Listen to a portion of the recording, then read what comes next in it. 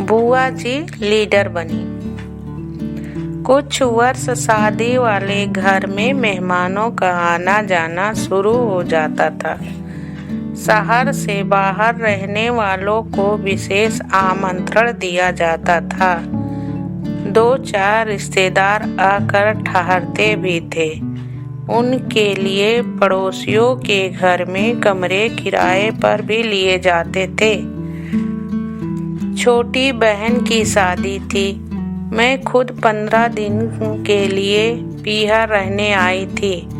पापा ने और बड़े भाई ने बहुत बढ़िया इंतजाम कर रखा था। हम सब पूरी तरह शादी के समारोह निपटा रहे थे। कानपुर वाली बुआ जी को शादी में बुलाना बड़ी आफत थी, पर क्या करें, उन समय खास रिश्तेदारों को बुलाया भी जाता था और उनके नखरे भी उठाए जाते थे। बुआ जी की ठसक किसी को भले ही ना भाती हो, पर उनको खुश रखने में सभी लगा जाते। उनके लिए बनारसी मीठे पान, इमरती, खस्ता, कचौड़ी का प्रबंध करना ही पड़ता था। लगभग 80 वर्ष की आयु थी, परंतु उन्हें उनके रख रखाव को देखकर कोई उनको 80 साल का नहीं मानता था।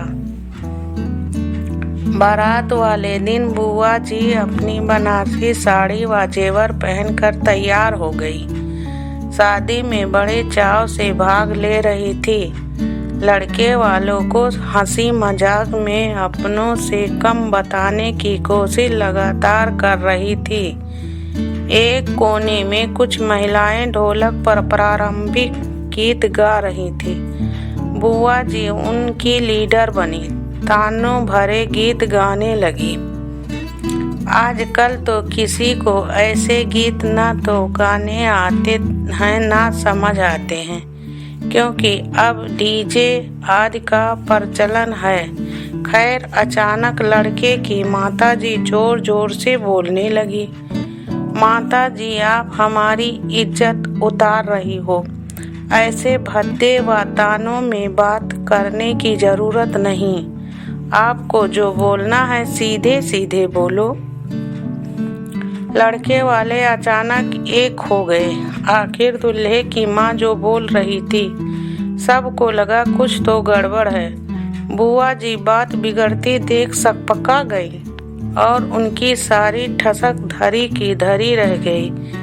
कुछ समय बाद वो दूल्हे की माँ को मना रही थी, सफाई दे रही थी, हमसे उनकी आव भगत करने को कह रही थी। बुआ जी ने कैसे पलटी मारी, यह देख सभी लोग अपनी हंसी दबाए एक दूसरों को देखने लगे।